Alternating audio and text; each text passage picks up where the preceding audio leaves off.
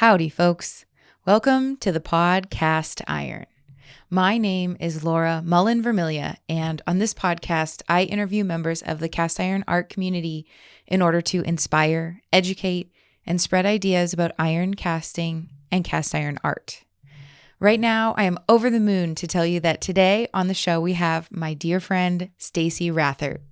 Stacey and I have been friends for a while now, and in this conversation, we really get into it all. And I personally had so much fun with our banter and getting to know more about her background. Stacey, thank you for this great conversation. I always have so much fun whenever I get to see you, and this time was no different. I find you to be a great role model in many ways for myself, but also for the up and coming generation. So please keep on keeping on, sister. The Podcast Iron Show is sponsored in part by supporters on Patreon. So thank you to everyone who has joined as a Patreon member to help me afford the production costs of this show. And I'm proud to say that this episode is brought to you by our top supporter, Sloss Metal Arts, which is a national center for iron casting and metal arts in Birmingham, Alabama. For more information about Sloss Metal Arts programming, visit their website, which is slossmetalarts.com, but also follow them on Instagram at Sloss Metal Arts. Additionally, if you want to keep up to date on the national conference that Sloss Metal Arts will be hosting this upcoming April, then you should follow the conference handle, which is NCCCIAP on Instagram. And periodically check the NCCCIAP website, which is www.nccciap.com. And there you'll be able to find out about this season's workshops offerings, as well as scholarship opportunities and many other resources. So go on over and check it out. But now, let's get into the interview. So thank you so much for tuning in today, and please enjoy. Well, Stacey Rathert, fancy seeing you around these parts. Welcome to the show. Thank you so much for letting me interview you today. Absolutely. Thanks for having me. And I was just thinking about it. So we're coming up on our 10-year anniversary of knowing each other. Are we? Yes. In the summer. 2012. Yeah, but did we pass it then? Oh, we passed it. But yes. I mean, who knows? Like, what is time? Like, what is time? But yes, no, we have known each other for 10 years. We blew right by it. I think though that we could use, regardless of when the time frame actually was, I think that we could use the Western Conference as our, we met at a Western Conference. Yeah. In Hayes, Kansas. And it was the Monumentus event. Like something. I mean, I feel like every single Western changes my life, and in a one way or another. But anyways, this interview isn't about me. It's about you. So, Stacey, well, who the hell are you anyways? I'm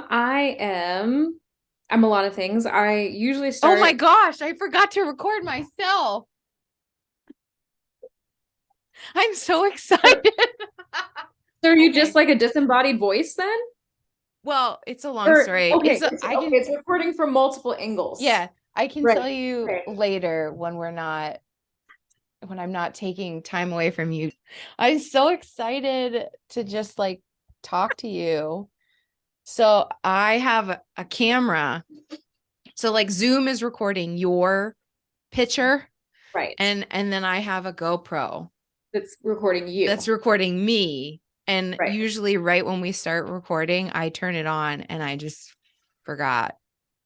And I looked up and it's black, like this little black box. And I was like, oh, imagine if we had I've actually gotten pretty far in an interview without it on. And I was able to cut it together, but it's a longer story than. Anyways, I don't know if I'll be able to use that beginning part where we're talking about being friends for 10 years, but let's just to save me. Like a black screen of just like us talking for a minute and then it like slowly rises. It'll just be, yeah. Here we are. Yeah. Like the beginning credits of a movie where there's just like little blips of like the scene and then it goes back to the credits and there's like music or something going on. Yeah. I don't know. I don't know. I'll figure it. I'll edit it together in post. My goodness. But anyways, thanks for your understanding. And Absolutely. and obviously for being on the show, letting me interview you. So let's start that question again. Okay. So Stacey, who the hell are you anyways? I'm glad we're starting it again because I'm not sure that I started with a good answer. I am a storyteller. And like most storytellers, I like to start at the beginning. We'll get to the beginning though in a little bit. To start though, I am currently an instructional assistant professor at the University of Mississippi. I primarily teach sculpture classes, but also teach some of the foundations classes, 2D design mostly. Um, what else? Who am I? I make art out of a lot of things. I've always been one that crosses the line between art and craft or like fine art and craft. Mm-hmm. So I don't know, I've been recently like exploring, and I know we'll get to the like what I'm actually doing later. Floral design. I make soft sculpture. I make hard sculptures out of metal and wood. All of it, anything and everything, drawing, anything that I can do to make and tell my story. I have a dog. I'm a dog mom. So who the hell am I? I'm a dog mom. Mm-hmm. I'm an artist. I'm an educator. I am an aunt. I have a nephew now. He's new to the world, 6 months in. Oh yeah. It's just very exciting. I'm a first-time aunt. I'm a sister. I'm a daughter. I sometimes identify as a badass. So yeah, I answer to any and all of those. That's a good place for us to start. So Good. I want to know maybe a couple of stories about your childhood. Let's start to figure out where these tendencies that you identify as now, maybe where they came from. So any early introduction to art, to craft, since you mentioned it, or working with your hands, working with tools.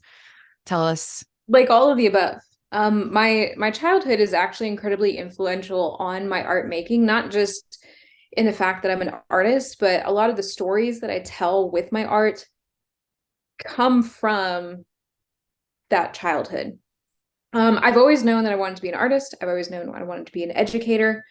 My art making probably started. I made a lot of things for like my Barbies. Mm-hmm. Mm-hmm. If I didn't have the accessory, I made the accessory.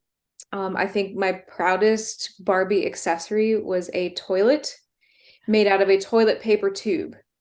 Like I cut it and I squashed it around and I made, because I don't know, I didn't have one and my Barbies needed one, I right? mean, they don't come in the house.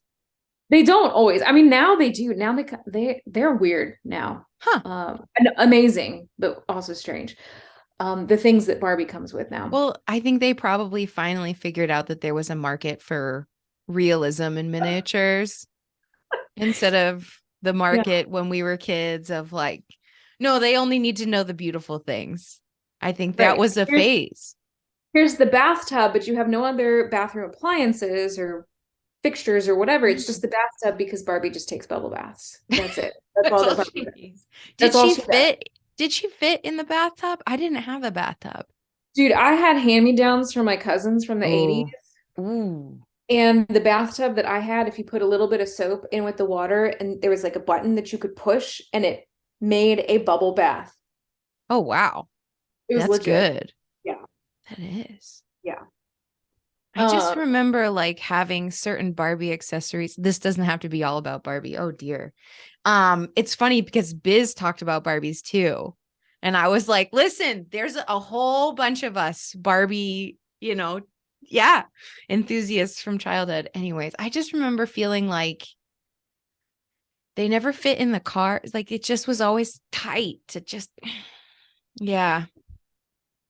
They were very stiff. Yeah. Yeah. Limitations. Yeah. Anyways, so you are making your own accessories for I Barbie. was making my own accessories for Barbies, for my dolls. I don't know. I saved trash, like recyclables and stuff, Yeah. and made cities out of it. Um, there's a really amazing picture when I think I was about 8 years old. My family built the house that I really call home. Like I Mm-hmm. grew up for a little bit somewhere else, but the house that I like actually called home, my dad and family built with their own hands. Everything but the concrete. Um, I want to say no, they did plumbing, they did electric, the sheetrock and the siding. So the concrete, the sheetrock, and the siding was the only thing that was like hired out, and everything else was built by hand. And there's this really amazing picture of my brother and I, who he was 4 at the time. So Uh-huh. we made robot heads, like robot like hats out of just scrap trash stuff that was around. So like I've always been making. I've always and I can't sit still. I'm always like making something. Mm-hmm. As far as the educator part, like I've always wanted to be an educator. I think that started, I have like a weirdly specific sort of story for that. I was in my elementary school when they phased out textbooks, like they sent them home with the students in the class because like what Yeah. else are they do with them? They're gonna throw them away.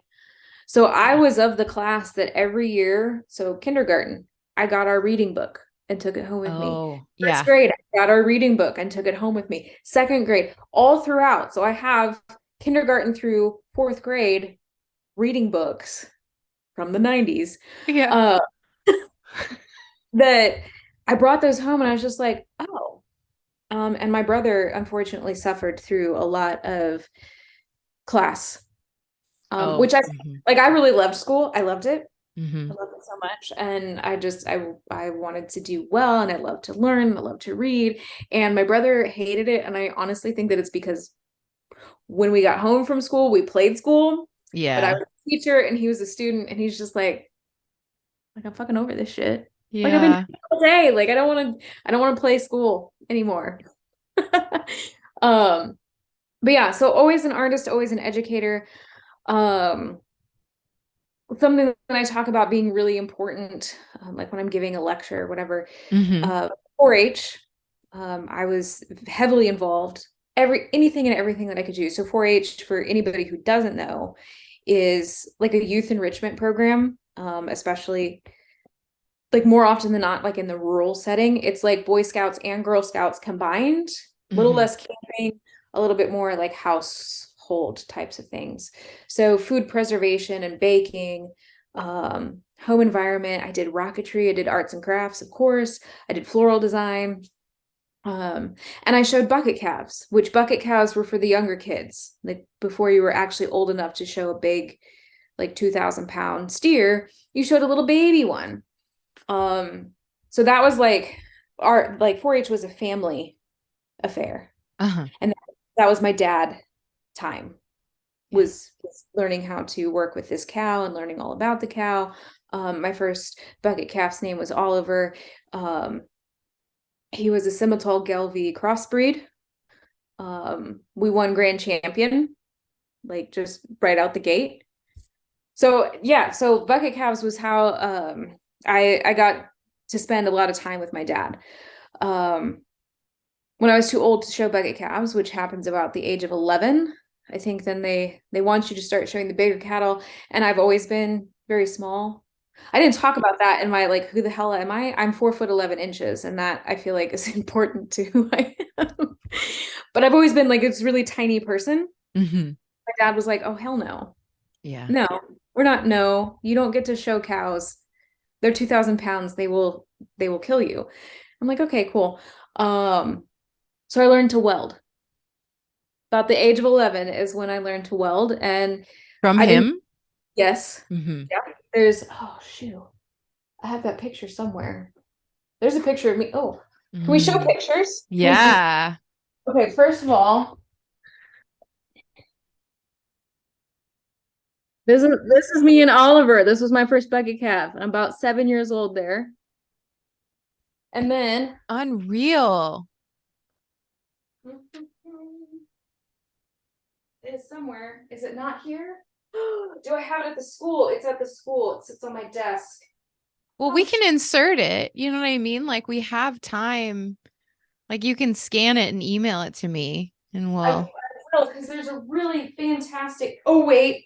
Oh, oh, oh. Okay, but this doesn't have my dad in it. I'd rather show the one that has my dad in it, Or but we'll get that. We'll work we'll on get it. that.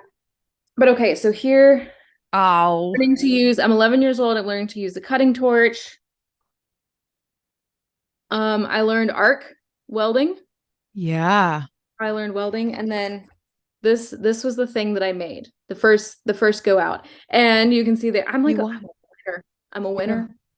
Yeah. Is it a Um, is it a sculpture? Is it a yeah, it's like a flower and yeah. a like a little, so like the flower pot is down here, and then Okay. this was an old fan that was just in Mm-hmm. my dad's junk pile, and we wrapped some barbed wire around it. And yeah, the picture that I have that's like with my dad, Yeah, tell me about it.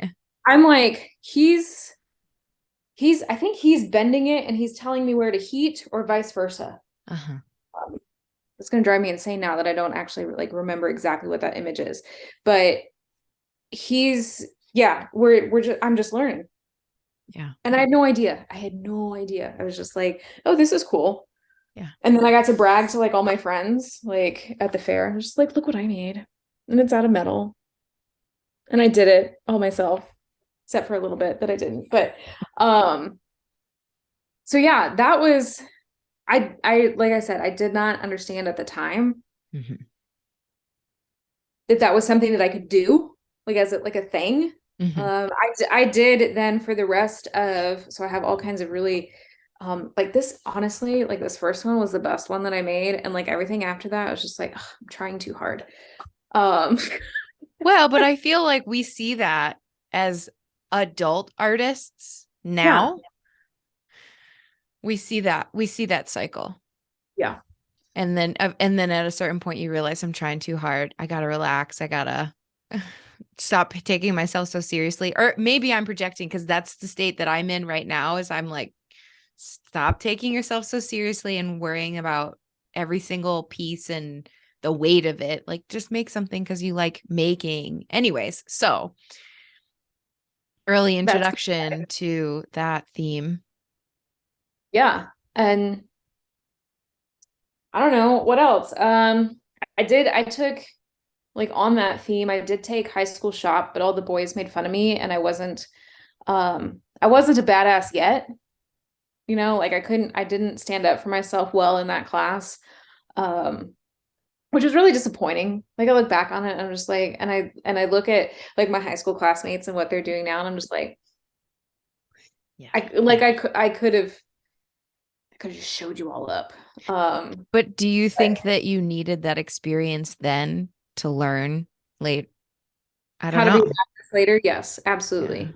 To be able to look back and say, man, I wish that I would have, not don't let the haters hate, or they're gonna Mhm. hate, and just like forget it. Like Yeah. who cares what you think about what I'm doing? Yeah. Because I'm just doing me. Yeah. I think that there's a certain amount of that that has to be gone through before you can steal yourself from it. So, Yeah. unfortunately or fortunately, you got it early on. I can probably weld better than most of them now anyways. Mm-hmm. Probably hands down. I And mean, they're gonna look pretty. Not only do yeah, they weld well, but they also look pretty. but So, also you're probably the only one that melts iron and casts it. oh yeah. Yeah. Right? Like, I mean, to me, like, yes, welding is cool, but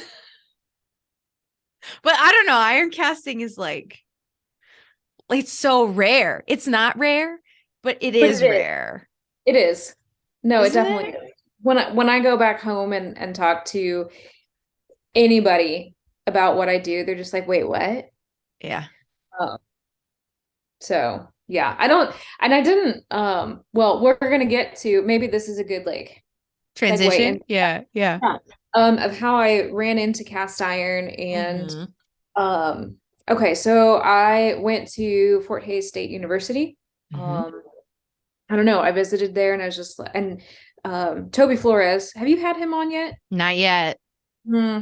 Um, We were going to, but we couldn't make the connection during the summer. hmm. And because he was, he was all over the place. And then it was the Western, and so we're gonna try and make the connection again soon, but it's impending. Good. He's yeah, he'll be a good one. Oh yeah. Um, Entertaining for sure. Uh, he wasn't there yet when I visited, when I Oh. toured Fort State University. I don't even remember the guy. Huh. I didn't see any cast iron. I didn't hardly see any like metal, anything. There was just something about being there that I was like, I need to be here. Okay. And There wasn't casting before Toby though. He brought it. um, so I think Iron casting, I mean. it was not iron casting, Yeah. absolutely. Yeah. I mean, they did have a functioning foundry, as far as I know, is a functioning foundry. I think the guy that was there did a lot of like jewelry Yeah. and small metals. And I remember then that Toby was like, well, I can't really do that, but I can do this other thing that's also cool. Hmm. So we actually started at Fort Hayes at the same time. Okay. So that was fall of 2006. Mhm. Um, I wasn't even in a sculpture class. I had every intention of doing art education. Like I said, I've always wanted to be an educator and always Mhm. wanted to be an artist. Art ed seemed like the right thing to do. The way that you could do art ed, you took a lot of art classes and a couple education classes, and that's how you ended up in the classroom. So that's how I started. I wasn't even in a sculpture class like my first semester. Um, my spring semester, though, I was in just like the basic like 3D design class. And at the end of the semester, or towards the end of the semester, Toby's like, "Oh, there's going to be an iron pour. Everybody should come." Was he your 3D design professor? Yes. Okay. And I was like, "Well, I don't really know what that is, but it sounds cool." And I think he had like an old poster from something, or maybe he showed a pic. I don't know. I have no idea. Hmm. Like, I was just like, "That sounds really interesting." Maybe he even offered extra credit. I don't know. I was just like, "I want to be there." Hmm. Yeah. Uh, I ended up really sick on that particular day. And so I made my friends drive me from the dorms and like drop me off in the sculpture yard. They went to Sonic to get slushies, Yeah. came back and picked me up on their way by. And so in like a span of 20 minutes was my introduction to iron. I think they were still just like looking back on it now, they were probably just burning in. Uh-huh. And they were just people and they were just doing all these things. And they're like, I had no idea. There was no molten metal. I did not see iron at that pour. Yet. Yeah. What I saw, I just looked at it and I said, that I want to do that. I don't know what it is, but I want to do that. I want to be part of that. I want to be part of like whatever they're doing because they just like it just seemed like they all knew what they were doing. Um, they all had a job. Hmm. They were just, yeah. I was like, I don't know what's going on here, but this is it. So after that, then I dove in. Anytime that Toby said we're getting in the van and we're going somewhere, I went. So this is now your like sophomore year. Are you in sculpture one with him? Are you? Yes. So yeah, I continued to take sculpture classes and well, somewhere I guess in that 3D design class, he gave us a quiz like on the first or second day. It was just like it was ridiculous things like what's your favorite flavor of ice cream? And sherbet is not a flavor. If you could eat one thing for the rest of your life, what would it be? And there was like these options, and so you had to like pick from these options, and he kind of like judged you based on what you picked. Um, and then one of the questions asked you like if you had any like technical skills. Do you know how to use a drill? Do you know how to hammer a nail or whatever? And I put on Hmm. there that I knew how to weld. And so as he's going through these questionnaires and stuff, he's like, wait, what the hell? Like what? Why? How? And so I, told him that story. So, Hmm. yeah, somehow I got just like really excited about sculpture. I've always thought more three-dimensionally. Hmm. Um, like yes, I can draw and I would never say that I can paint, but I can do, two-dimensional things, but that's just not how my brain works. Mm-hmm. Like I want to sit there, I want to like grab something and make it do what's happening in my head, just like straight up, like right there in space. Yeah. Because I don't see a lot of things flat either. So yeah, then I jumped in the van anytime. So what was your first experience with iron when there was molten iron? Like maybe when you were like leathered up or something. At some point, I think it was 2008. I was on the charge crew. Mm-hmm. And that was my first then actual like real iron pour experience that I actually helped charge the furnace. And there's of course at Fort Hays. At Fort Hays. Okay. But, yeah, it was an in-house pour, and yeah, I just like I jumped in and helped charge, and mostly I was filling buckets. Mm-hmm. And just filling buckets. And like towards the end of the pour, Toby's like, have you been up there yet to dump it in? And I was like, no. And he's like, well, you should. And so, I mean, there's all kinds of pictures. I should have prepared better. I should like have all these pictures. No, it's fine. It's fine. There's a picture of me, first of all, where it's just my ass sticking out of a Coke barrel. I'm like bent way down in there, like trying to find Coke to put in buckets. And then there is a picture of me in a oversized, like I didn't even need like chaps. Mm-hmm. Because we had these old fireman coats, and the fireman coat it was enough. And so I like dumped it in there and everything. I think my parents even came. Yeah. Like not because it was my first iron pour, but just because I said, hey, mom and dad, there's this really cool thing going on. And so like my parents were there. Yeah. And so that was my first like real, I'd say real iron experience. Yeah. I was on the charge crew. My first ladle that I ever poured, maybe that was the 2008 thing. Because Tom Fox had come and did a workshop with us as a visiting artist. Nice. Reactive molds. Mm-hmm. So the first ladle I ever poured, I had a whole bunch of wood in my mold, which is like... That's funny. That's good. Out of all the first ladles that you could ever pour. Yeah. I poured one that, I mean, again, an amazing picture. There's just like flames that are 3 or 4 times the size of me. And I'm just like, whoo, like under the weight of this ladle.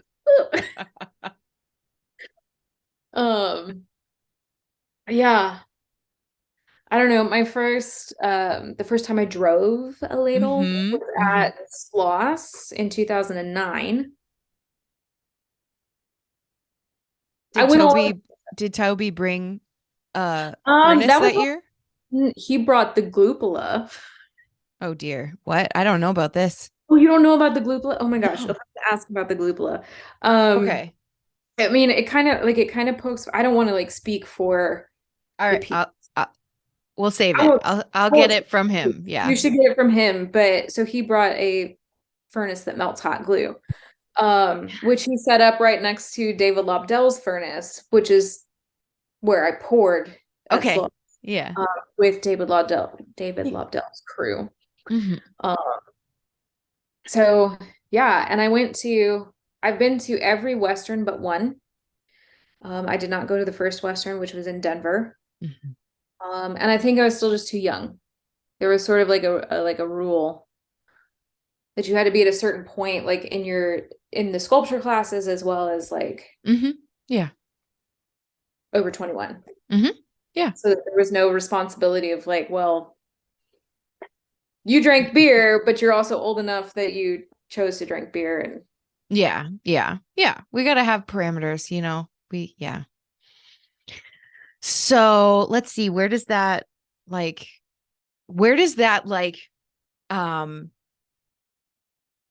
shoot us off into? What trajectory? Okay. So just like lots of iron.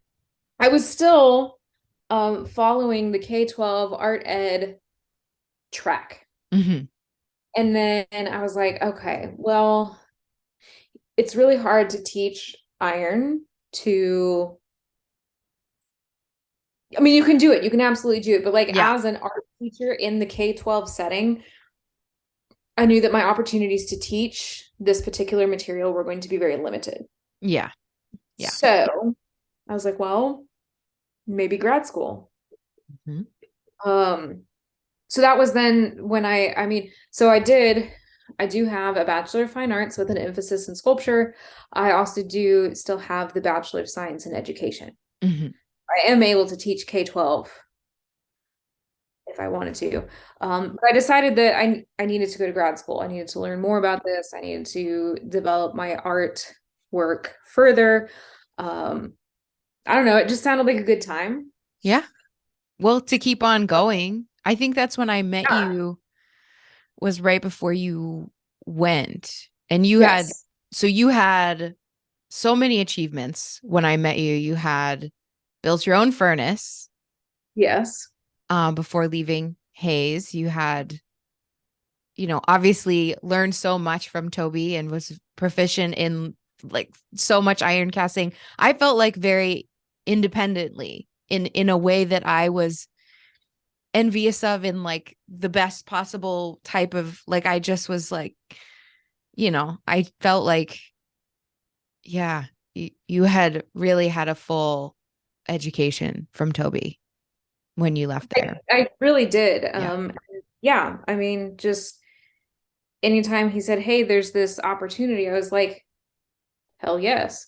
I'm all for it. Mm-hmm. Yeah, that was another one. Oh. My first solo run of the furnace. So we ran Gus back in the day. Mm-hmm. I think Toby built Gus in undergrad. He'll be able to tell you more. Um, Bloomington, Indiana. I can't tell you what year, but Bloomington, Indiana, is when I had my first solo run of a furnace. I was like, whoa. Uh-huh. Yeah. He was like, tell this group of students what to do with the charging. And so like we're giving instruction, me and my friend were giving instruction. And then he's like, okay, cool. So they can do that and you are gonna run the furnace. And I'm like, Uh, yeah. okay. And we killed it, of course. Good. Yeah. So yeah, so I built my own furnace. Yes, we met in 2012. I think I had said yes to grad school. The summer before that, in 2011, my friend Jillian and we did 10 states in 10 days. Oh man. We visited 5 different grad schools um, in sort of the South. Our first stop was University of Mississippi, Ole Miss, Mm-hmm. which is where I ended up going. And our last stop was Carbondale, which is where she ended up. And then we just saw all kinds of things and did all kinds of things in between. Stayed at Jimbo's. Really? I didn't know Yes, that. yes. And I don't think I've ever told you this. Jimbo is so I have a collection also in the Who the Hell Am I? I am somebody who has a collection of we're nearing 150, probably. I haven't done a recent count, but we're a lot of irons. Like it started as antique sad irons, but it has expanded to include so much more. I have toy irons, and there was in Girl Scouts, there used to be I think it was like a homemaker patch. Like a patch? It was a patch. Yeah. It was a patch. I feel like I remember, because I It's was an also a Girl iron. Scout. I don't know if I mean this is a really old patch. Yeah, I just like I have so many. There's a whole podcast just diving into what that, like, the homemaker iron Girl Scout patch and the irony of what it means to you and me, of like an like there's just there's so much like social So, context. so much Break. to unpack there. That's so good. Anyways, so he had a collection of irons. He had like Like, 3. okay, yeah, yeah. I remember there being like 3 or 4 irons. They were lined up right next to each other, like kind of in his living room. And Jillian and I were upstairs looking over like the lofts. Yep. Like I saw Yeah. those irons, I was like, that's a really good idea. I mean, it makes sense that Yeah. somebody who casts iron would collect irons. And I already had like a few just like randomly. And Yeah. now it's I told my mom the other day, I was like, Mom, I don't no more. No more. There's like 1 or 2 that I'm still kind of really looking for, like in the history of irons, but Mm-hmm. otherwise it's Mm-hmm. like No, because I don't have anywhere else to put them. I also have a problem with, and it's like, I don't even have the parameter of a cast iron, like ironing iron. I collect cast iron stuff, toys, but like just, I have a problem. So Don't we all? yeah. I think that's what makes us like good sculptors though. Yeah. You have to have stuff. Yeah. Make, Fuel. yeah.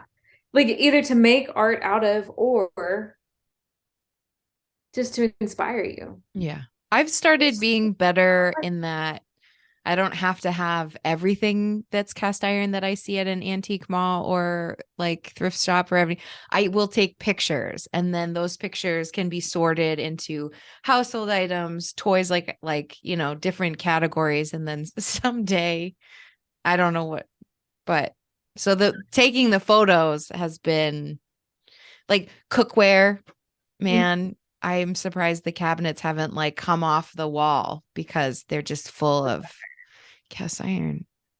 And then people give it to you too, which is great, but also like, anyways. It's So not always great though. yeah. Like one more thing on that I have an aunt who anytime she sees something cast iron, she's like, "Oh, here you go." And I'm like sometimes they're like major hits. Yeah. And sometimes I'm just like, I don't need this heavy thing. Yeah. Yeah. But yeah. Yeah. You take them anyway. Yeah. Yeah. I have a really cool I like not to get really lost on the subject, but I have a really cool pan Uh-huh. um that my aunt got me. She found it for like, I don't know, $10 at a thrift store. You can buy them new for 150. They are a Dutch donut making pan. Here, it might be at my parents' house because we have started a new Christmas tradition that I make these Danish donuts in this pan. Yeah. It's got little half rounds. Okay. That's the shape of the pan is almost like a hexagon, and it has 1, 2, 3, 4, 5, 6, 7, 8 or 9 little divots in it. They're little half round circles. Okay. And you pour a little bit of batter in there with a little bit of butter, right? And a little bit of Uh-huh. batter, and it bubbles and it gets to a certain point, and you use knitting needles traditionally, or Yeah. a bamboo skewer will work just fine. And you grab a hold of it and you tip it. You pour a little bit more batter in there, and then you finish flipping it over. So they end up being like these perfectly little round donuts, Okay. like shove chocolate chips in them when you do the flip, Mm. dust them with powdered sugar. They're fantastic with like a little bit of maple syrup or just plain. Um, and has become a Christmas tradition. That sounds They, like a great yeah. tradition with a great gift from the aunt. Yeah. Yes, that was a good one. That was a hit, a home run. And she gave me an iron for my birthday here just recently. So just yeah, all Yeah. where did we Sometimes come from? I don't know. But sometimes it gets to the point where it feels like a little bit good to realize like, okay, I don't need to keep amassing things. Like now I can be a little bit more picky. Yeah. It's a different stage of life, I feel like, because I just recently have inherited like a lot of tools and different cast iron things from my dad. And I feel like, okay, I can take it easy for a little while. Yeah. So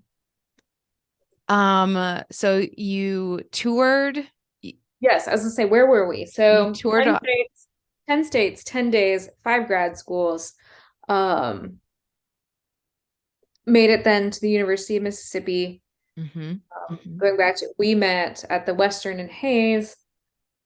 I slept in a tent on your side lawn that was like 5 feet by 15 feet.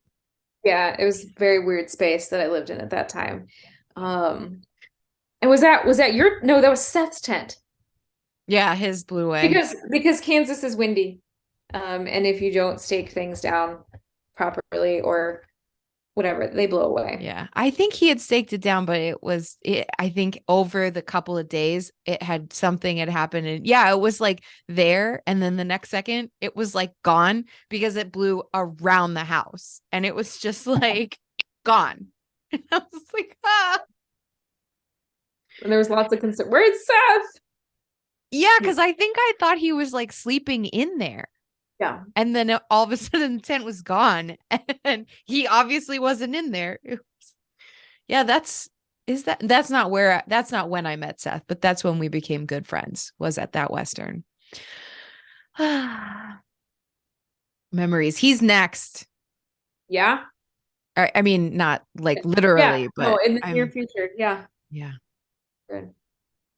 I was looking at photos of, well, whatever. Anyways, okay. So you end up going from Hayes to Oxford, Mississippi. Yeah. And so when I'm telling this part of the story in my lectures, I talk about an epic U-Haul voyage because it was quite epic. The first thing to go in the U-Haul was my furnace and all of my studio stuff, and then whatever else fit went. Otherwise, I was just like, well, I don't need it. Yeah, moved down here, obviously still here.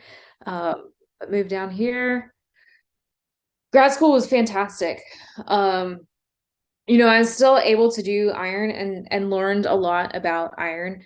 I'd only run my furnace twice, I think, at the point that I came to grad school. So there were still a lot of refinements that Durant like walked me through, and a lot of research still to do on that. I also, though, iron was a crutch for me. Like it was just like, I'm just gonna make it out of iron. Like I'll just make it out of iron. And like there was no not necessarily any particular reason other than just like I'm gonna make it out of iron because that's what I've made everything out of. So grad school really pushed me to get out of my comfort zone. One of the things that I hated the most, like as an assignment as a grad student, we had to do an installation. This was in a sculpture class with Durant and other grad students that some of them were in sculpture, but most of them were not. And our final project was to do an installation. I was just like, what the hell? Like I'm an object maker. I make things. Yeah. I don't make spaces. I make things. And so I think I finally figured it out the day before our final critique. I think I finished installing at 4 a.m. And what I managed to do was lower all of the doorways I used foam that I painted white so it blended in and looked just like a doorway. But I lowered them all so that only I could walk underneath of them without ducking. And I put a sign on them that said clearance 4'11".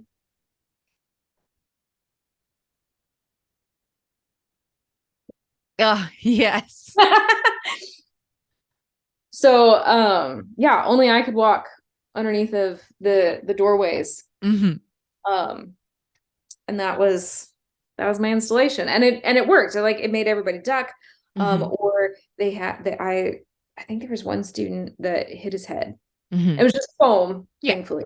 But he definitely like took himself. Yeah. What else? I don't know. I just I did all kinds of things. And then came back around to my thesis show, which was ironically an installation. Wow. Yeah. Where I turned an entire gallery space into a house. But not your typical house. I mean, it did have a screen door on it, on the gallery. So you had to to enter the gallery, you actually had to open a door, and it made all the great screen door noises, like type of thing. Yeah. Walked into the laundry room, which was strung up with a clothesline, and so you had to duck underneath the clothesline. You came out into the main gallery space, and there was a living room, but it was lawn chairs and hay and a TV that was projecting. I just put my GoPro on the dash of my truck. Okay. And just drove to Kansas. And that was the TV show that was on, and it felt oddly similar to the westerns, the old westerns. What else? It had a bathroom that had, instead of a bathtub, it was a stock tank. Yeah. For watering horses. A kitchen with running water, but the running water was coming out of a spigot. Okay. Like a garden spigot, that you have outside. So it was this really bizarre mashup of like farm and Yeah. home. Yeah, I'm hearing it. And like it involved cast iron. I had it like 150 pound ish cast iron doily. That was my like kitchen table. Yeah. Uh, what else? There were cast iron steaks. There's a cast iron duck, which was just like a rubber duck in the bathroom, which is funny because it doesn't do Well, what our rubber duck does. Like yeah. this one, you know. Um, so yeah, like, but in grad school, I feel like I really, branched out and took in a lot of materials. And that's something like I, of course, immediately turned to like as many cast iron things as I could make, just, so I could make a cast iron again. But since then, like I feel like it's evened out a little bit. I make Hmm. out of a lot of different materials, and I try to bring in the cast iron, but with, additional materials or start in a really weird place to get to the cast iron. Hmm. Hmm. That makes sense. I don't know. So yeah. Um, I don't know. I guess like, are we at where I'm at now with cast iron? Is that where we're at in our story? I want to know a little bit about how the transition from graduating with your master's turned into your position now as a professor. Okay. Well, that was a really weird and rare circumstance where the gentleman who had he taught a lot of the 3D design classes. He retired, and I just like kind of like I just he retired, and I kind of I took his job. Hmm. Uh, is really how the transition sort of went to like actually get the job. Um, I've been very fortunate to have this position, and um, because I work in a lot of materials or try to work in a lot of materials, I can also then teach a lot of materials. So I've become, Hmm. a valuable person that can teach across a lot of different classes in the department. Um, my title as it is now is a very recent change. So what was I'm it, I guess before, like what is it? You know? so before I was just adjunct, and then I was adjunct with maybe just a little bit like fancier title. Nothing really changed in the position. But now I am a little bit more of a um, sort of full-time without being full-time. Like it's not tenure track or anything like that, but Hmm. it's a little bit more full-time position um, with some different responsibilities. I am currently the chair of the recruitment committee Hmm. for our entire department. So I don't know. That's fun. That's been Hmm. exciting. Hmm. It's been challenging. Um, so yeah. So when you say your entire department, do you mean sculpture? Do you mean the entire Art, art? Okay. the entire art department. Yeah. We're not a super huge department. Hmm. Um, there's pretty much, I mean, we're getting um more and more having multiple voices in each of the like areas Hmm. of this. So like there's Durant and I Hmm. and Seth, Hmm. who all work in sculpture, and we work together and we all teach classes in that area. Um, And we should say Seth Thibodeau. Seth Thibodeau and Durant Thompson. And Seth is a like like adjunct He professor and studio tech. he is the sculpture shop technician, and I think his instructor. Hmm. It's not really like I mean, we don't have to get caught up on the technical No, term, no. like what it all is, but he is shop technician, so he fixes things and orders things and assists so Hmm. well with classes. Just like thank you, Seth. I Yeah. don't um I don't know, the three of us, like Durant, Seth, and I, we all really just work together. We're just a pretty good team. Hmm. Um, Teaching all the sculpture classes and making sure that the sculpture students. We have graduate students too. So just making sure that everybody is making stuff and has the space to make things and has feedback so they make even better things. Yeah. Well, I think that I guess we have caught up to where you are today. Do you have any good iron stories? Because I kind of, usually we go on to talk about what you have hot on the horizon, but I kind of want to hear some stories either from undergrad or from grad school iron related stories or conference related stories, just because we've got the time. Yeah. I don't know. There's so many stories. There's so many ridiculous stories. Um, so question. Did Matt talk about the Matthew Barney experience in his actual interview, or was it It was in the after show. In the after show? And the way that he prefaced it was he was like, "Do you want to hear about this time I almost killed Toby Flores?" And I was like, "Yes, I want to hear about the time you But I thought that Matt almost died. Did he? From where I was standing up on top of the scaffolding. Well, do you want to talk about that experience? No, I want to save it for the after show. You want to save it for the after show. Okay. I mean, it was a really fantastic experience, but no, I think it'd be better in the after show. Okay. All right. Okay. Iron story. Or sloss. Tell me about your first sloss. Well, my first sloss, I think, so I went to one before I was in grad school. Uh-huh. We went to sloss in 2009, and then we just never went back. And it wasn't until 2013 that I went to sloss again. So I really didn't have a understanding of what sloss was, or what sloss or the national conference was. Yeah. I think in 2009 I was there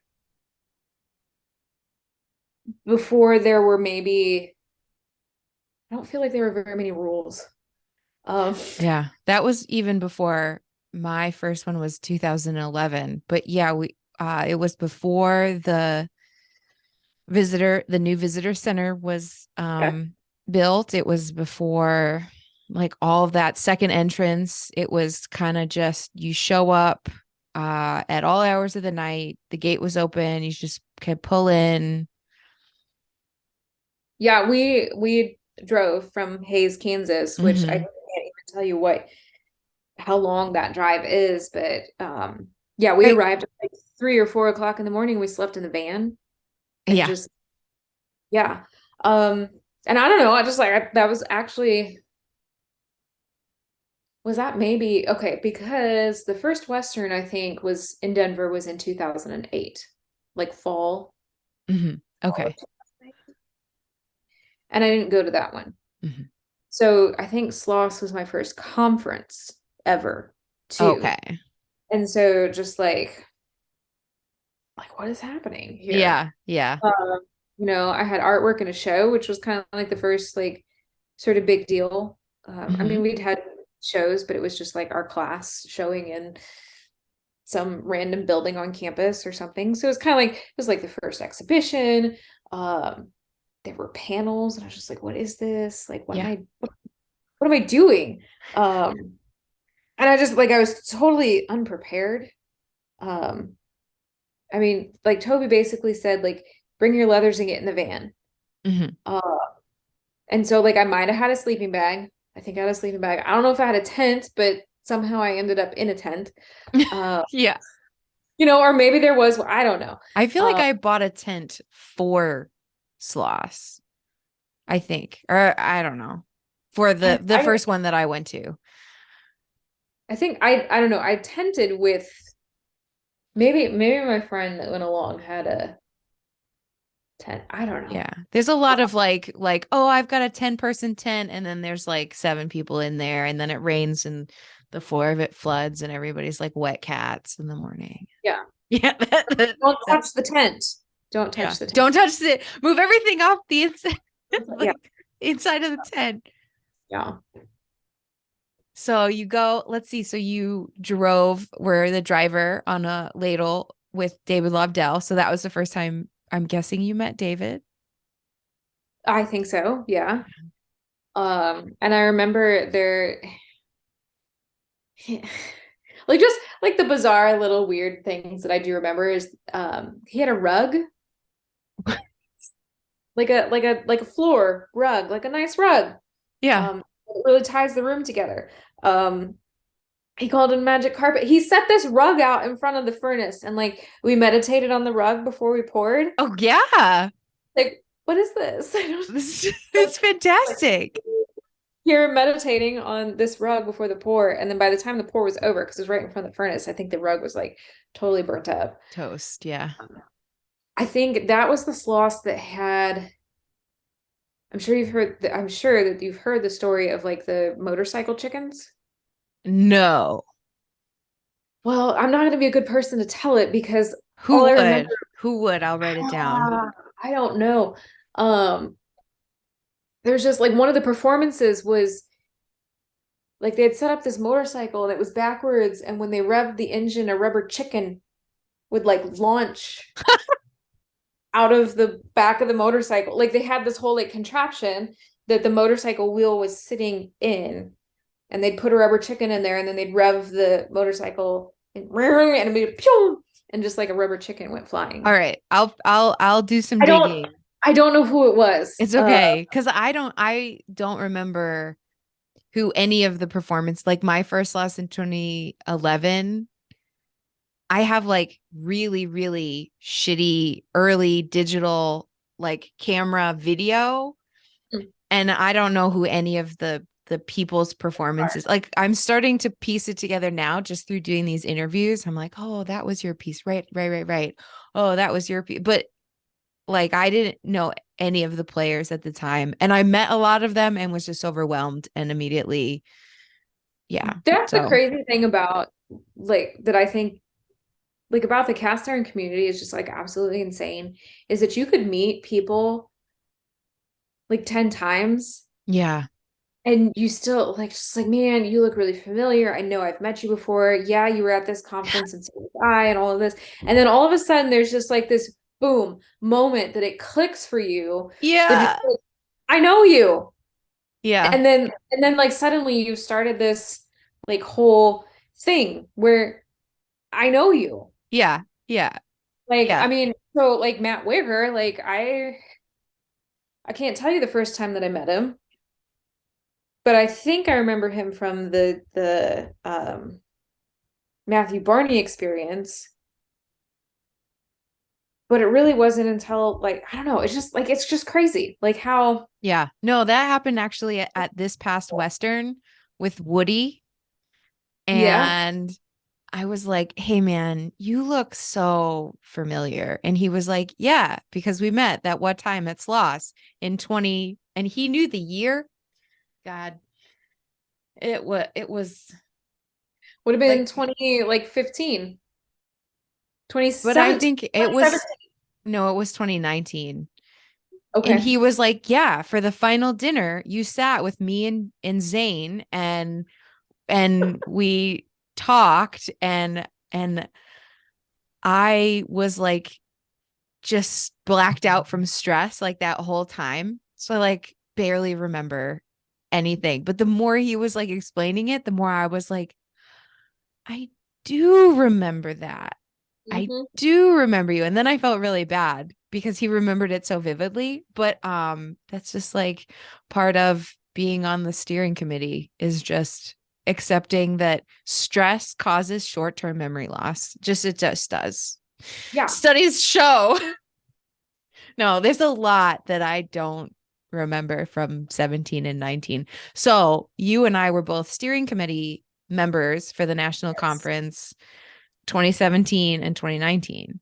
And Mm. so you did remind me what Workshops. workshops. Workshops. Yes. And in 2017, that was my first time serving on not a steer that was like the first time that I felt like I was really serving on a steering committee. I did something for the international in 2014 and I can't remember what it was. like, I think I was listed as part of the steering committee, but I Mm-hmm. did a lot of prep work. And then once I got there, I did a whole bunch of other things that weren't even related. Mm-hmm. Um, and that was in Latvia. Mm-hmm. That's a good iron story. Oh, tell it. I can't. Yes. Okay, yeah. So we're in Latvia and lots of really bizarre materials were being used to make molds. I can't remember what they all were. They were just the molds themselves, without there being anything in them, were slightly reactive. Mm-hmm. The word furon is coming to my brain. Mm-hmm. Mm-hmm. And I think that was like the chemical that they were using as the binder.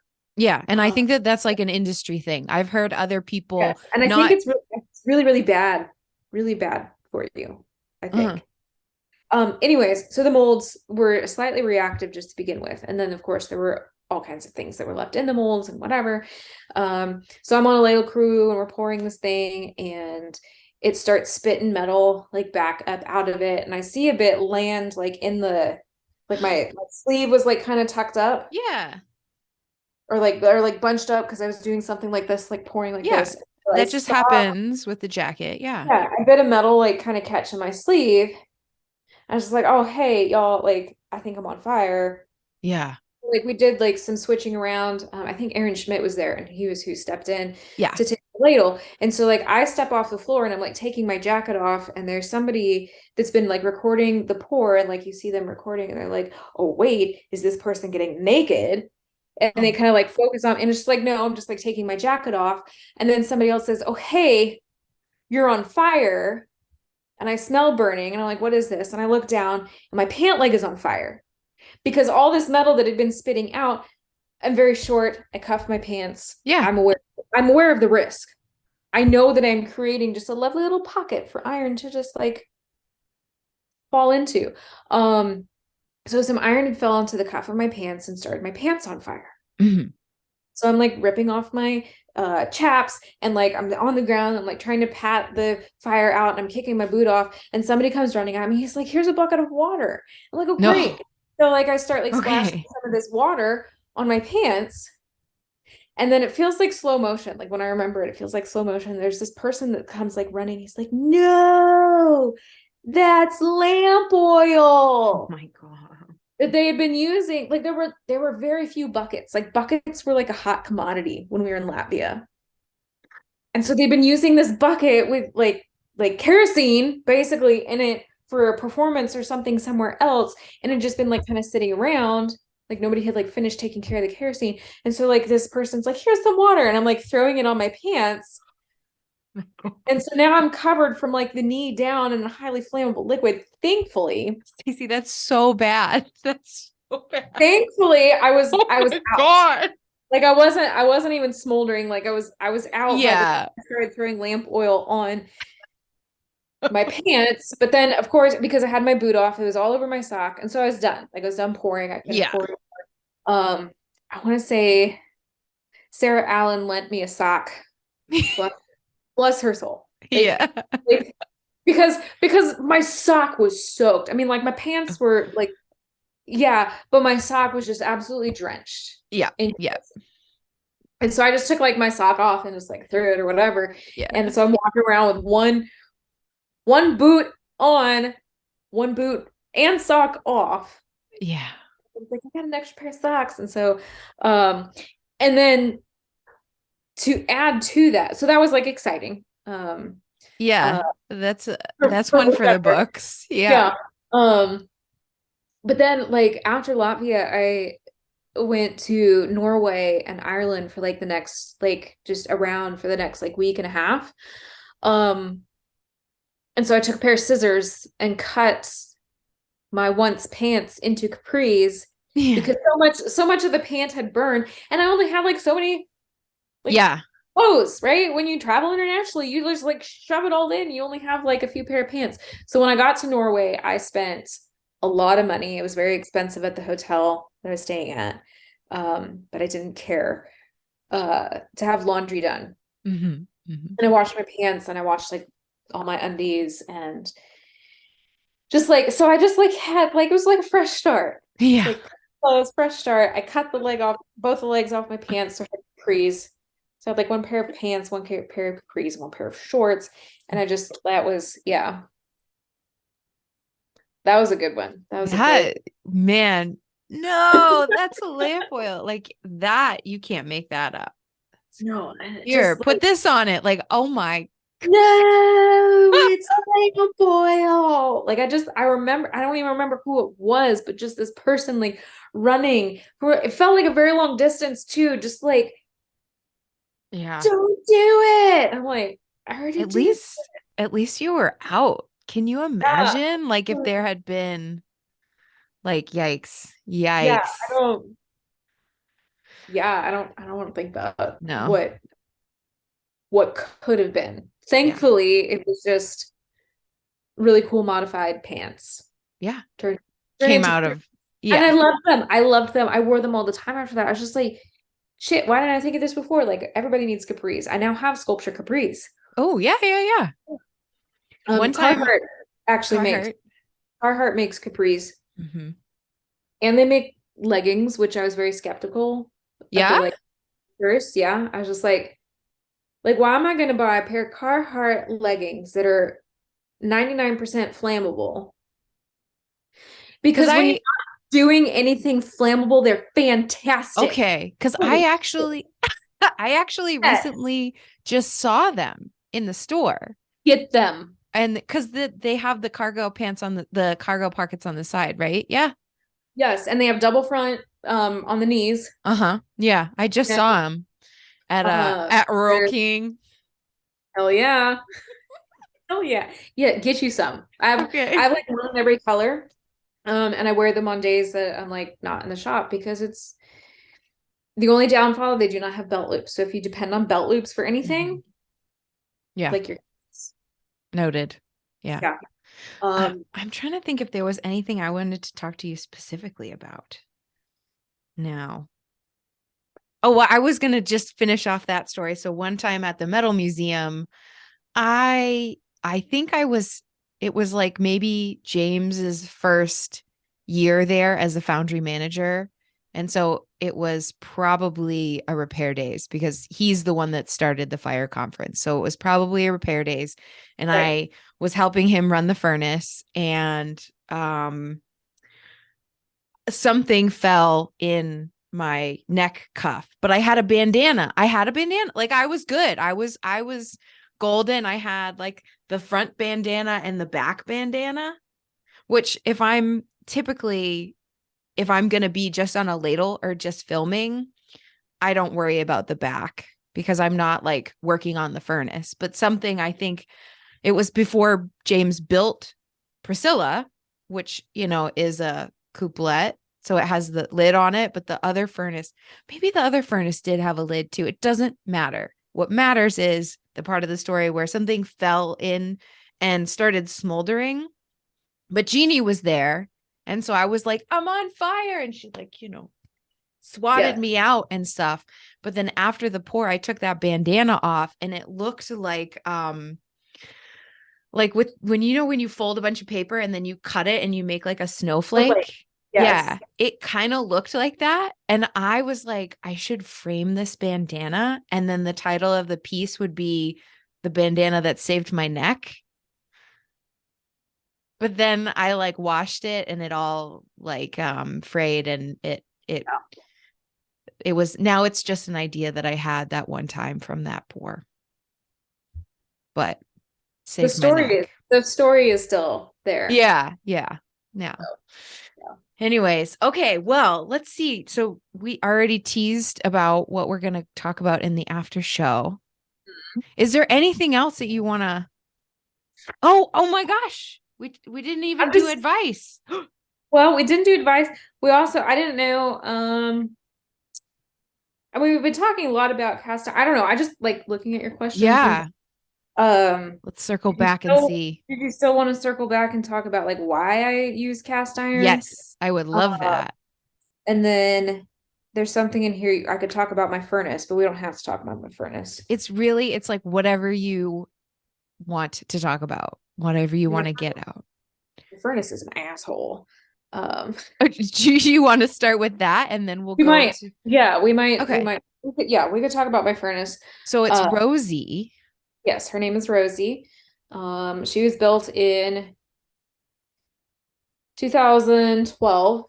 She's really, really sassy. And so she's a 12-inch inside diameter furnace. She's sassy because she was built on a lot of smiles and winks at the junkyard. Hey, I have this giant load of pipe in the back of my truck. How much do you want for it? He's like, oh, you have lovely eyes. I think you can take it for free. Wow, So nice. my furnace was built off of just like scrap. So like yeah, I did all the math and I did all the measurements and then I found a piece of pipe and I was like, well, this is close enough, right? Mm-hmm. Mm. Um, so she runs just a little bit sassy because she's not really built to spec. Mm-hmm. Um, but I love her all the same. She was also so her first run was at Hayes. So I built her at Hayes. Her first run was at Hayes. Um, Jillian and I had built furnaces at the same time. I haven't talked about Jillian enough. Like Yeah. she's my girl.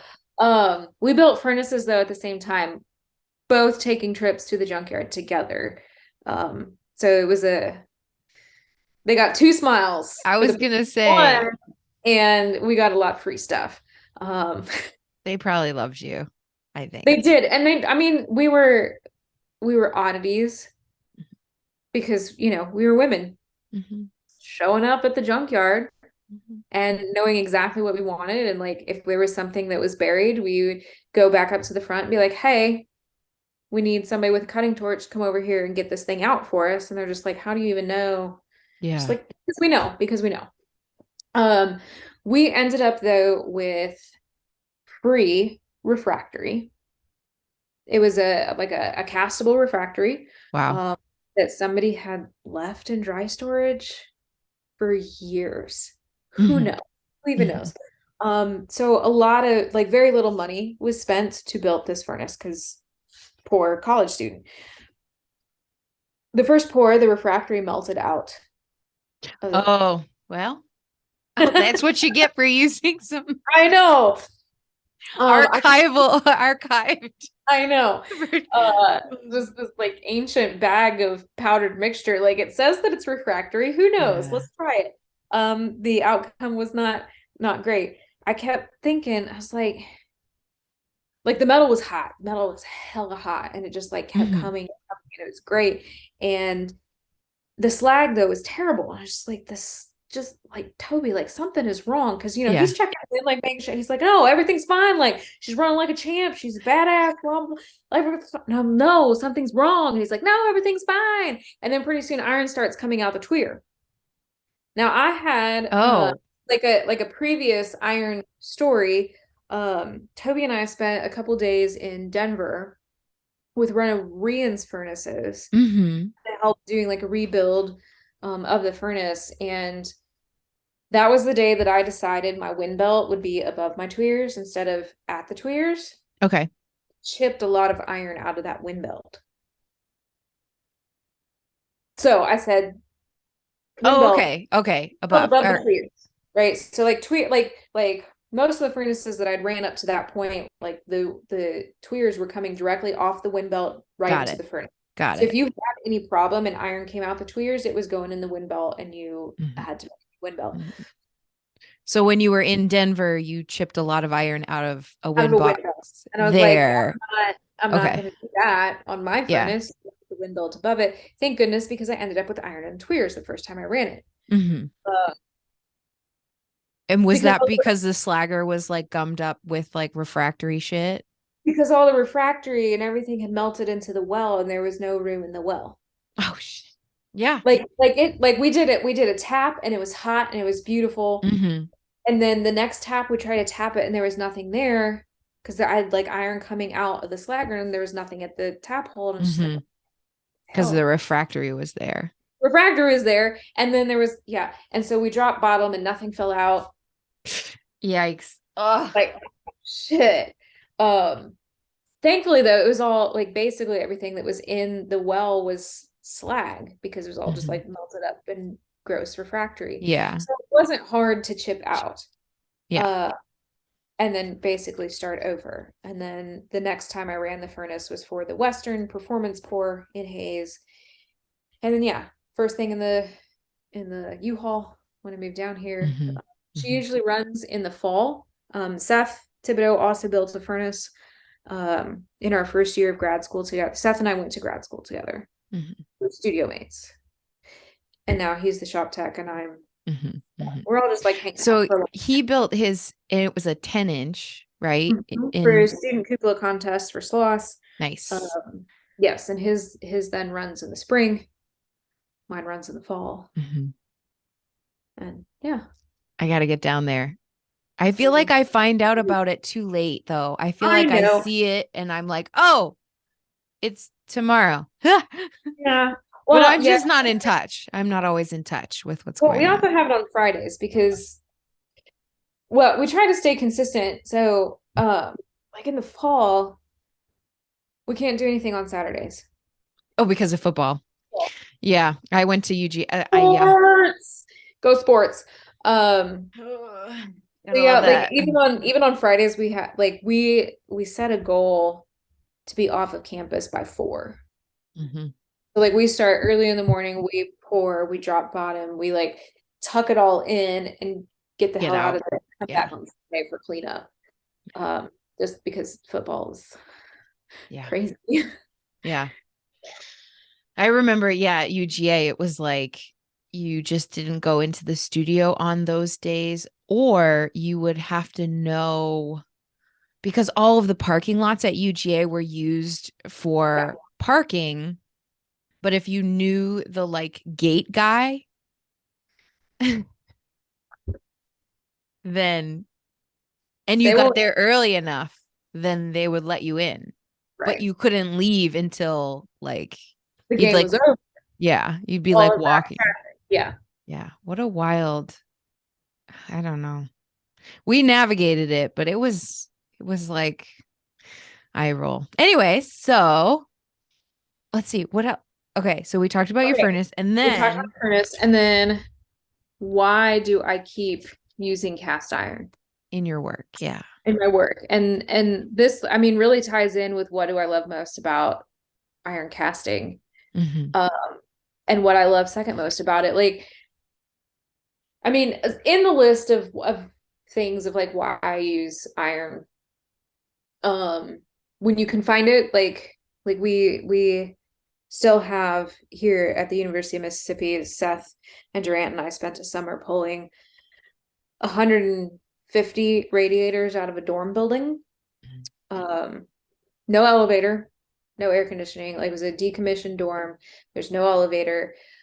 We strapped those bitches to dollies and like I found muscles that I didn't know existed by like just like holding on to this dolly while the radiator went down like one step at a time.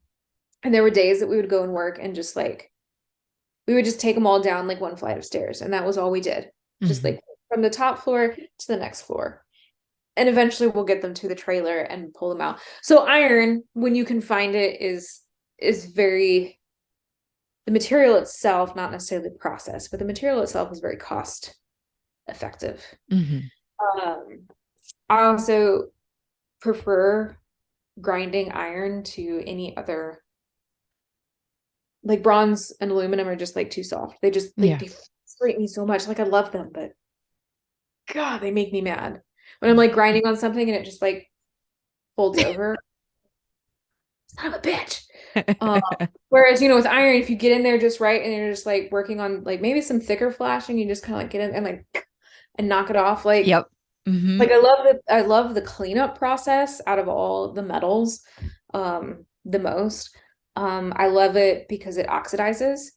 I also like making it do things that it doesn't like to do.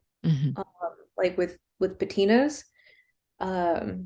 Every once in a while I can get a really amazing green, and that came from David Lobdell at an Iron Tribe. He showed us how he got green on like some cast iron, I think it was a tortoise shell. Uh, and I took amazing notes, and I can replicate it fairly well. And my students get, like, when I teach them patinas and stuff, they get really excited about it. Um, so I push it, but also I really like to let it rest. It also doesn't feel like iron and aluminum don't feel terrible when I paint them. Mm-hmm. You know, if I paint bronze, I feel terrible about it. It's Because of, like bronze is like the ultimate, and this is not the podcast bronze, but we bronze can is like, talk about it though. I mean, it's just like the ultimate like canvas for chemicals. Mm-hmm. Like it's beautiful. And so like when people painted it, it hurts a part of my soul. But like painting cast iron, because all it's going to do is rust, because that's all it really wants to do. Like Yeah. I have no problem with that. Like hell yeah, let's paint it Yeah. neon green and call it a day. Um, so yeah, cast iron in my work because of the technical stuff, but really what it comes down to, and I know that everybody says this, but really it does, like the community. Like going back to the Yeah. first pour I ever saw, where I didn't even see any metal poured, and I just saw this thing happening and I knew I wanted to do it, was because you weren't making artwork alone. Mm. Like you can't. I mean, you can make the pattern all by yourself. Depending on the size, you could probably make the mold all by yourself. But it's really hard to do the actual casting process by yourself. Mm-hmm. And that's what I love, is that it just like it brings people together, and you're dependent on those people, and you're helping them make their art, and they're helping you make your art. And every time then I look at a casting, um I see the people, Yeah. like Yeah. who helped me make it. It's like a collaboration. Yeah. um and the labor, like intensity to it as well, like then just like coming back into a personal, like the community aside, like the labor of pouring it, but also then like I've been working on, and this, what's hot on the griddle. What do we call it? What's Hot on the horizon, hot on the horizon? What's hot on the griddle? but it What's can hot be on on the the press? griddle. Yeah. Whatever. I've been working on this cast iron burlap sack. Several of them, but the one that started this is 140 pounds. I cast it at Sloss Metal Arts with their summer crew. Mm-hmm. Um, so Marshall and Savannah and Ajane, and I think Chris was there at the time, and Ira and Ashley Wingo was involved somehow. And then Mm-hmm. like the summer apprentices, like high school Yeah. students were there and excited. And like every time I haul that stupid 140-pound sack of shit, like I made a dolly just for it so that I can move it around. But every time I move it around, I see those people. Yeah. But then I also see, every time I move it around, the amount of sweat that that me myself, like every bit of sweat, every bruise, every bit of, I dropped this shit on my finger and it's busted up and whatever, like all of that, because that is the nature of iron. Yeah. Like I see that in every piece that I make that's made out of cast iron. And it's just like that, it's different. I also I mean, it's an immense amount of value when you think about it. yeah. That like it's not monetary value, but it's like when we're gonna talk about value, like what really is value? It's like whatever you find worthwhile and meaningful. And so like that They sack. call it they call it like what? Sweat equity Mm-hmm. or Yeah. something like that. Mm-hmm. Like that. And it also, like cast iron, even though it's not welding, it still takes me back to, and like that's something that my dad and I can talk about like for hours. I mean, we could talk about a lot of things for hours, but he gets really excited about that. And it's just, that's time that I get to spend with my dad that's different than time that I spend with my mom. Yeah. Yeah. So, and I mean, my mom loves it too. She's all Yeah. about it. I mean, shoo, the both of them were at the last Western in South Yep. Africa. Yeah. I They're loved just it. like, hey, we want to come too. Yeah. Um, so yeah, I mean, yeah. I work with a cast iron for a lot of reasons, and Mm-hmm.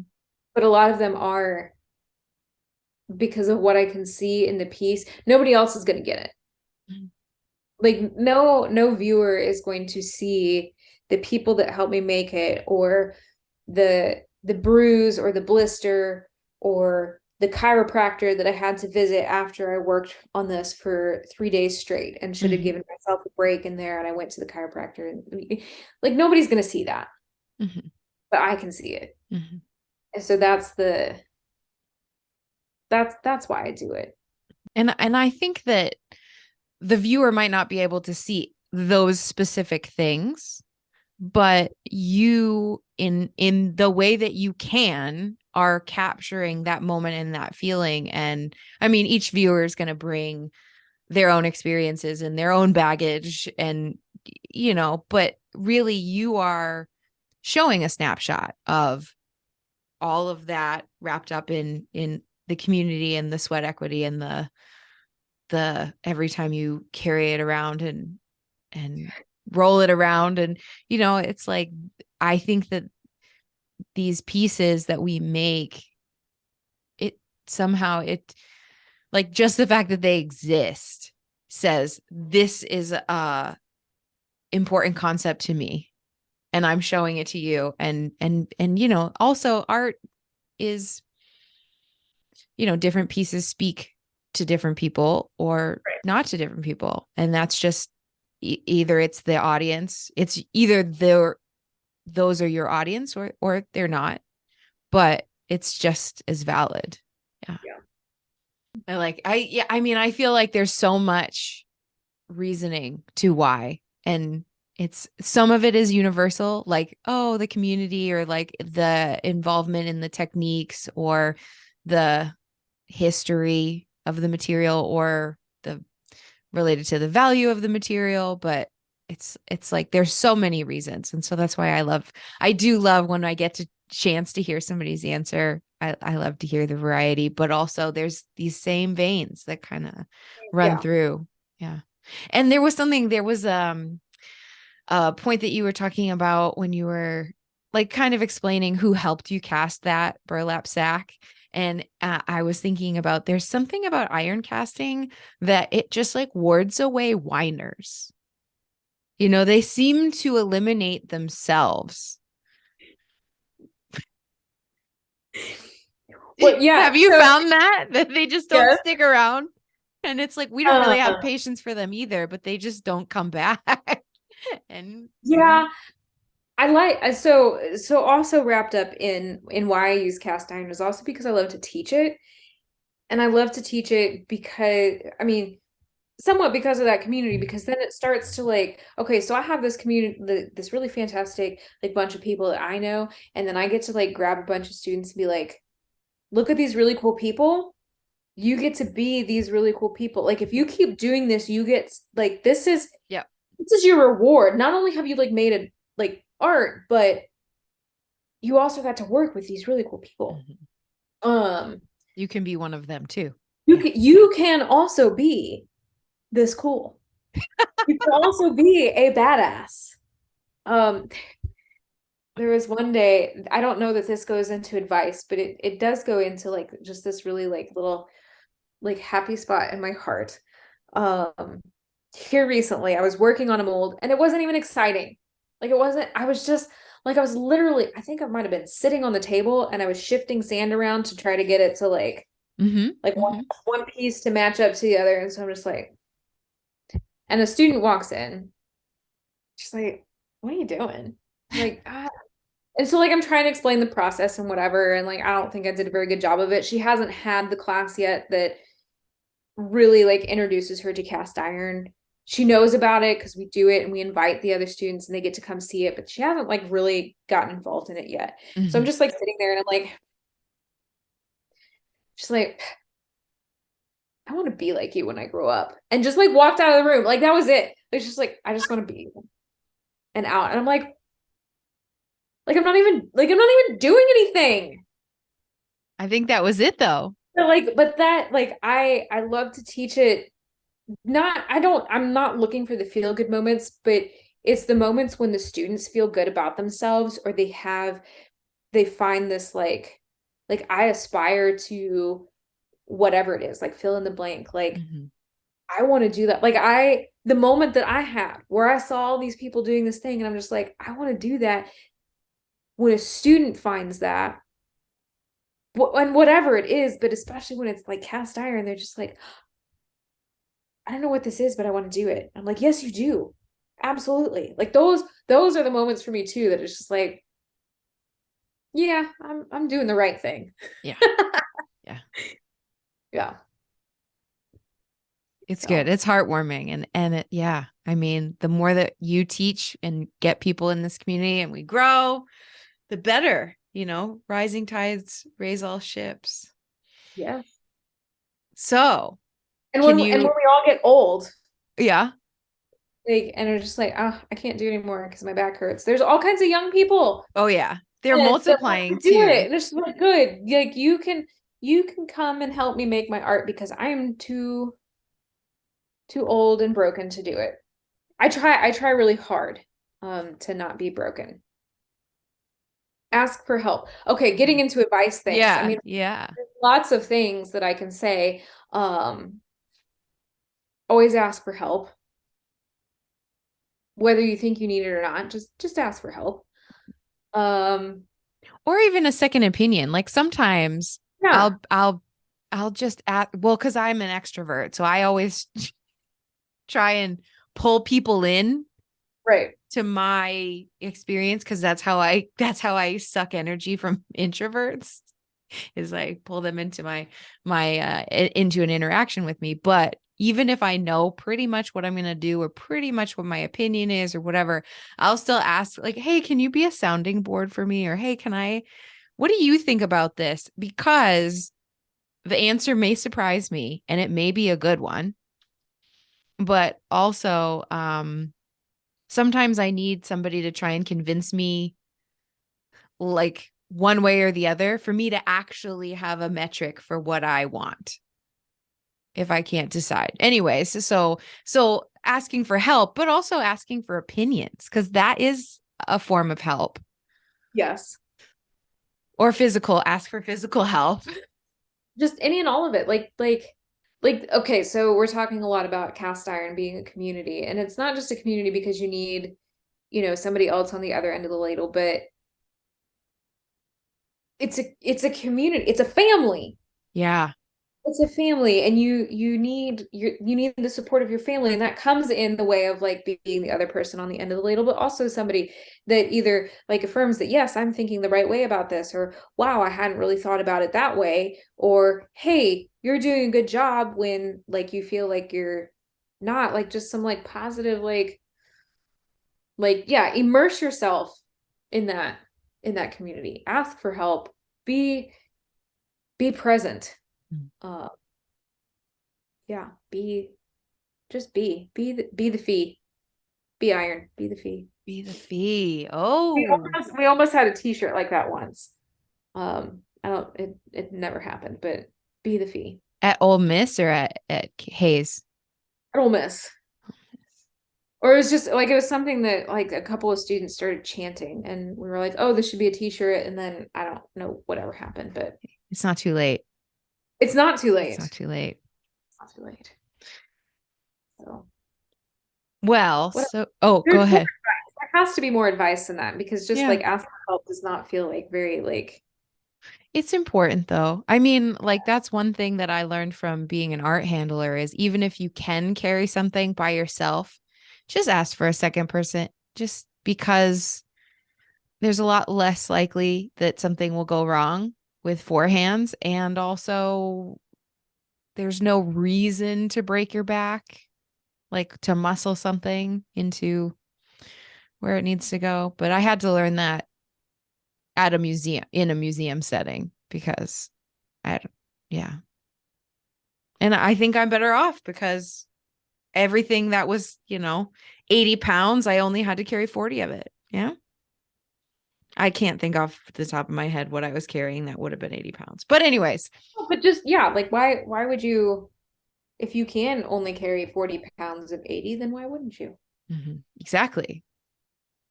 My other advice. This was a hard question. Like when I was reading over them and just like preparing yesterday, I'm like what can I possibly give for advice?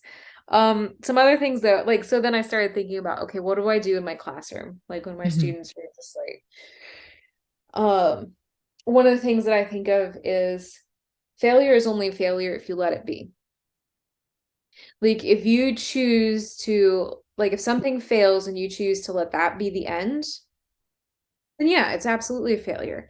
If you choose to let that be your like catalyst for moving forward, like okay, so this didn't work this way. What am I going to do to fix that? I've always been that type of person that if somebody like says, "Oh, you can't do this," I'm like, "Fucking watch me." Yeah.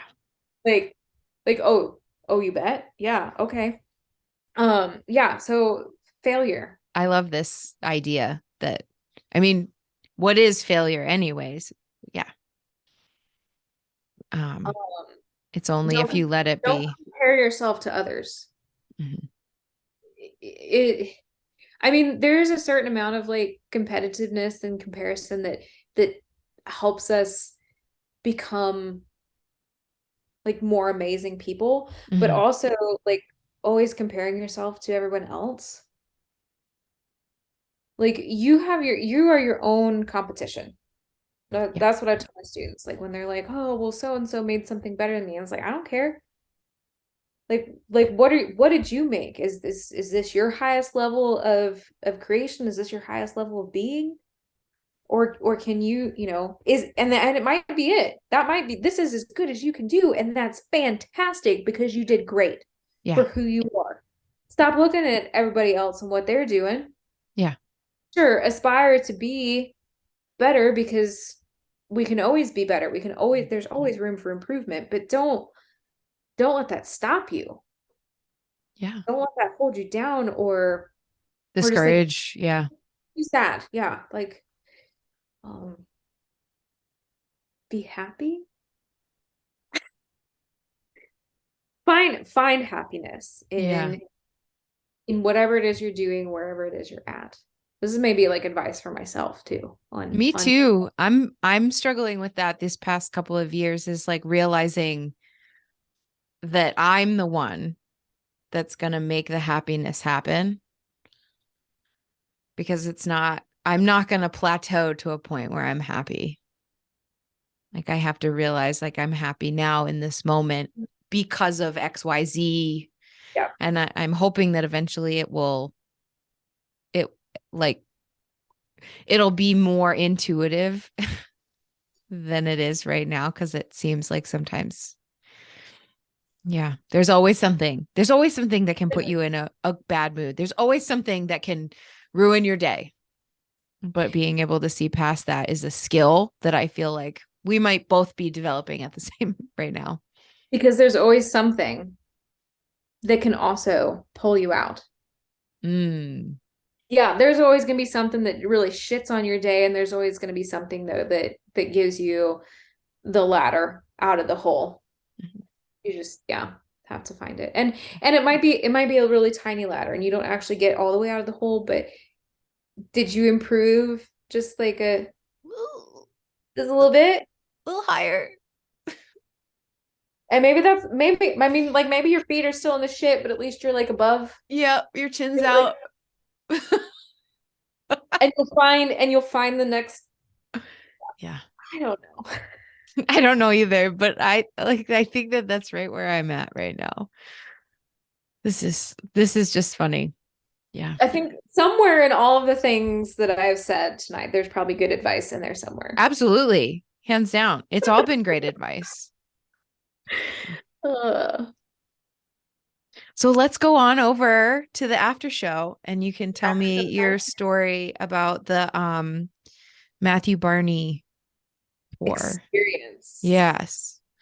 I'm excited to start like fleshing out, because there's certain pours and a lot of them will be like pours that I even maybe was at, but like different people will talk about them from different perspectives and stuff. But this is one that now that I'm more aware of it, I'm very curious about the whole the whole situation and so I'm interested to hear your perspective.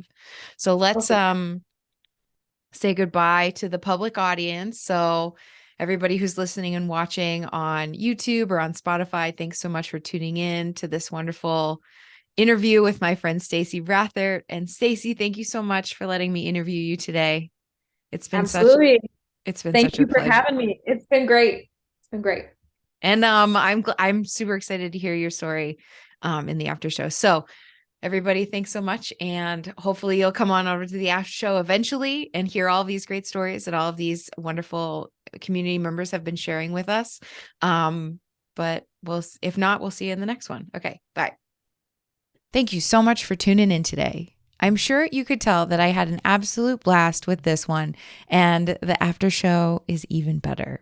But anyways, Stacey is such a vibrant and animated storyteller that I hope you are as inspired and entertained by her story as I was. Stacey, thank you so much for doing this favor for me and being a guest on the podcast. I always enjoy working with you and hanging out together at conferences. Your artistic work ethic and dedication to teaching and spreading iron knowledge is infectious, and I look forward to the strengthening of our lifelong friendship as the years go by. So now for one last loving word of thanks to our top supporter, Sloss Metal Arts, for supporting this show and helping me capture these snapshots of our community members as they recount their iron art origin stories. I am truly looking forward to seeing everyone this year at Sloss for the National Conference, and it's this upcoming April 5th through the 8th.